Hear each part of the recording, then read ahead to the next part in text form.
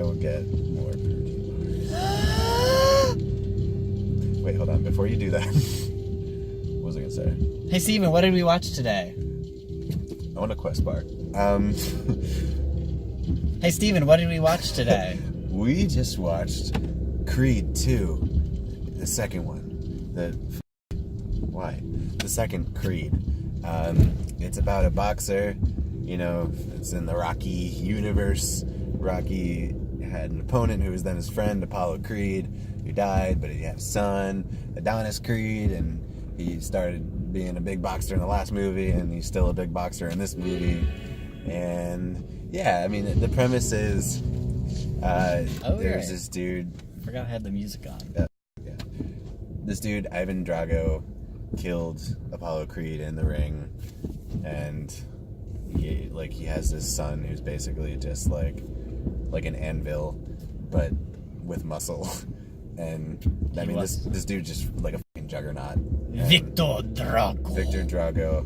The most stereotypical Russian you could possibly imagine. I think he had 4 or 5 words in the whole movie, and he was in it for probably at least 45% of it, and maybe 35. But anyway, so yeah, it's about, you know, what happens between them and what happens in Adonis's personal life. Yeah, so right off the bat, I accidentally saw the Rotten Tomatoes score. Oh, okay. But go ahead. I'll take a guess at it. All right. I'm going to guess a critical score of 70 and an audience score of 85. So I don't know the audience score, and we'll put it on the screen because I don't feel like turning on my phone right now because I don't want to see how many not matches on Tinder I got. But what was I going to say? So when I saw the score, the critical score was at an 82. I'm going to assume the audience score is very high because this is a fun movie to watch. Like, I mean, I can say with 100% certainty that it is a crowd pleaser because the crowd in our theater was very pleased. Okay. We had simultaneously the worst and the best crowd. It was interesting. So there were moments where this movie got real, and people would just be laughing. One guy in particular thought shit was hilarious, and it was hard to. So Tanner thinks it's a front. You can expel on that, Tanner. Okay. Expand. So I feel like there. At this theater was a giant group of friends. They obviously pre-decided to go here. There was like 12 of them over like 2 different rows. And for whatever reason, one guy, every time there was anything at all emotional where other people were like, oh shit, no, this guy would just start cracking up.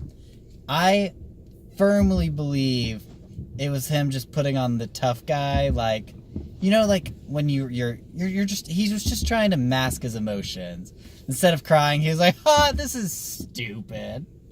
Emotions are silly. Yeah, it was insane. It was absolutely hilarious. But this crowd redeemed themselves. They did. And before you say that, though, okay, that guy's laugh, it was so obvious.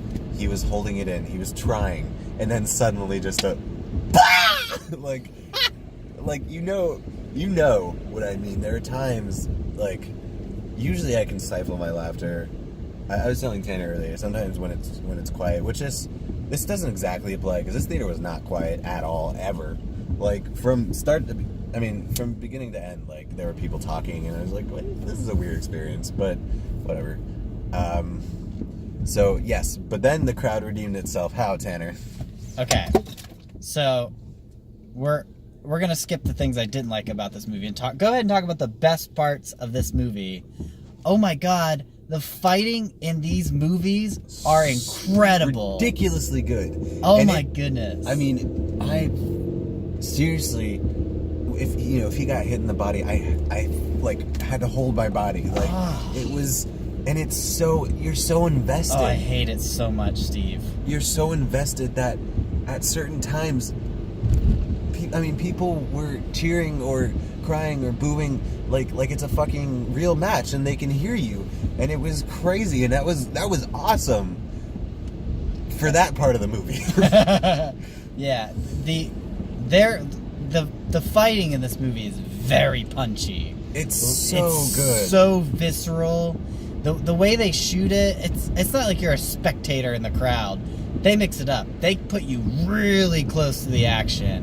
Like right in there. Even there's some scenes where you're in Creed's point of view and he's getting smacked down. Woo!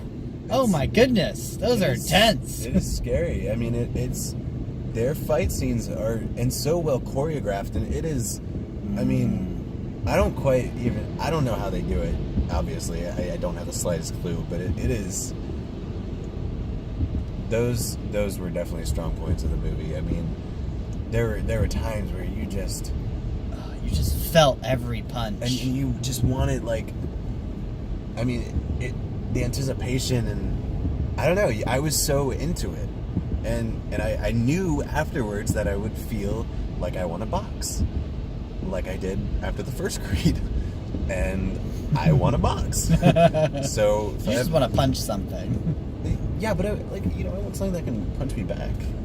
Fair enough. Like a child. No, but seriously, I don't know if anyone out there, if any of you, few people, know how to box, I would love to learn a little bit. Anyway. Yeah, the fighting was an absolute standout for this movie, but I feel like we'd be remiss to not talk about the rest of it. We gotta hit some low points. So, right off the bat, I have to say, I didn't like a majority of the acting in this movie. Really? Yeah. So first off, both of the Dragos, the dad and the son, they were both awful. And I know, like, they were supposed to be kind of like mysteries. Yeah, they were sort of just like they were like the Russian stereotype, as well as just being boring characters to begin with. And they tried, building up their backstory to be interesting, and man, their backstory was just not interesting, really. Yeah. Like, they kind of made you, like, the idea being, like, I guess they tried and made you want to also feel for the Dragos, but in some capacity to understand what they're fighting for, but it's just not the same. It was not... It wasn't... It didn't feel good. It wasn't just not interesting. The backstory and the relationship between the Drago family, the dynamics of the family, it was kind of annoying. Like, because it was just kind of silly and confusing at times, and, like, I mean, I don't want to spoil anything, but yeah, that I totally agree with you on that. I do think Victor Drago was a good villain in the sense that, I mean, this dude just seemed to have no remorse, and like, and freaking, I mean, just the power that he brought, like, even like seeing this dude, like, I thought that was effective in the sense that you really got the impression that this dude is not to be messed with. Like, I mean, this dude's like, like, to the point, like, ripped to the point that it's like, all right, dude, like, chill, like, that's too much. Do you think they got that specific actor because he was one of the few people with such an unbelievably large physique to even play that role? I don't know. And I wondered, I gotta research this a little more. Like, how wide is the range within a boxing class? Because this dude is way bigger than Creed. they're heavyweights, so I don't think there is a maximum range. Is that? I mean, guess that makes you just have to qualify to be in the heavyweight, and then after that, you could just be like literally a tank. I think so. Like you could fight an actual tank. I'd watch that. I would watch. What if it was just exactly this movie? Everything was the same, but instead of Victor Drago, it was just a tank. And nobody said shit about it. Holy shit, that would be amazing. I would love that. We need to see what that would look like. Dude, do you think... This tank's father killed my father. This tank killed my father in World War II. I'm gonna beat the shit out of it. My gosh. Like, just going punch for punch with the tank. Or he's just punching the tank and the tank's just like, well... Yeah. Anyway. Sorry. That was... I don't know. Silly. The other thing I didn't like, but the movie actually luckily did redeem itself. I didn't think Creed's reasons for fighting were very good, and then the movie does an excellent job of redeeming that, because I mean, I don't want to spoil anything, but it's kind of pivotal to the plot. But it was I don't know, the first half of the movie felt really hollow. And you can even tell that, you know, there's that first fight, no one was really cheering along because no one really was feeling it. But that second fight rolls around. They built up the anticipation pretty well. For the second one, you mean? Yeah, this was not by any means like an amazing movie, but some of the moments were so intense and so captivating that it was totally worth it. Like, I thought I had so much fun during this, and I mean it's crazy to see someone get punched and like grab your side. Like, that's nuts. The cinematography for the fights, the choreography for the fights, it was all done. Even the sound design for the fights, it was all beyond excellent.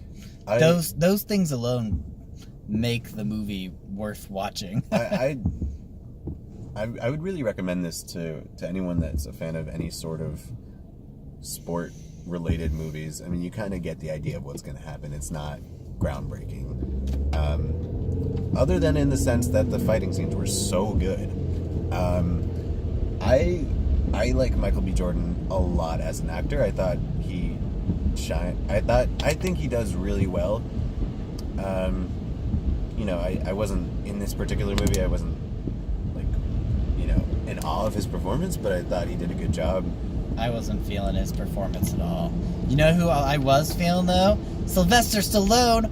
Oh my goodness, he could act. He's been good in these. He's been so good in these. I've been so impressed. I thought he was...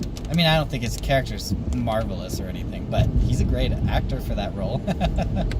I'd be interested to read about, like, Michael B. Jordan's body transformation to get to this point as playing Adonis Creed, because, I mean, dude's jacked. Not compared to Drago, but, I mean, still very jacked. And, yeah, like, seriously, it was just very engaging, a fun, thrilling ride. Afterwards, we saw people walking to the bathroom from the movie, like, throwing punches in the air. It makes you want to box. Like, everyone except for Tanner. I'm a pacifist. I am not. I've never actually been in a fight, so I can't really say that, but I like the idea of boxing. I like the idea of just letting out rage. Just on a bag, maybe, I don't know. But we'll get you a bag for Christmas, Steve. Yeah. It'll be great.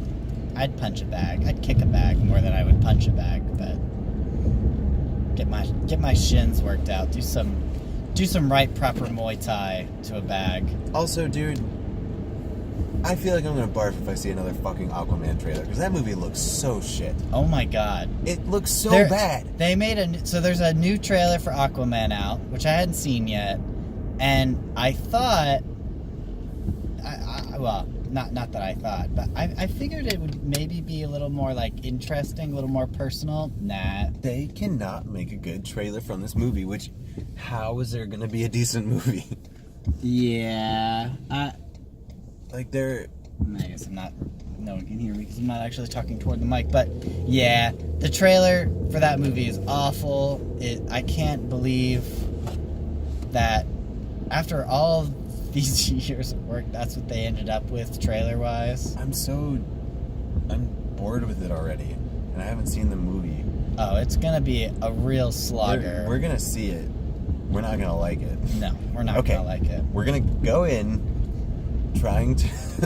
Well, you know what? If it's actually somewhat decent, we're gonna love it because we came in with such shit expectations. That's pretty much what happened with Venom. Yeah. We thought Venom was gonna be trash, and we actually laughed a good bit during that. So I enjoyed Venom. Yeah. But Anyway.